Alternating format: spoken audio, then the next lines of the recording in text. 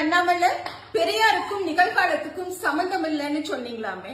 நீங்க அறவேக்காடு தான் அப்படிதான் பேசுவீங்கனாலும் நாங்க எப்பவுமே ஆதாரத்தை முன் வச்சுதான் வாதத்துக்குள்ள வருவோங்க. ஒரு 65-70 வருஷத்துக்கு முன்னாடி பெரியார் ஒரு புத்தகம் எழுதுறாருங்க. அந்த புத்தகத்தினுடைய பெயர் இனி வரும் உலகம். அதுல நிறைய விஷயங்களை குறிப்பிட்டு பேசுறார்.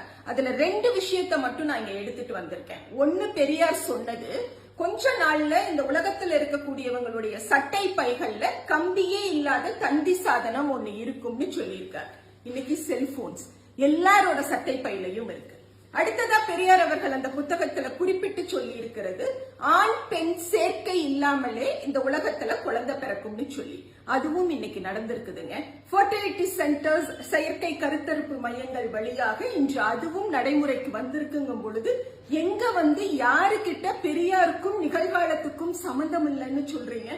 ஆதாரங்கள் இல்லாம இன்னும் எத்தனை பொய்களை தான் கொண்டுட்டு வரலாம்னு இருக்கீங்க?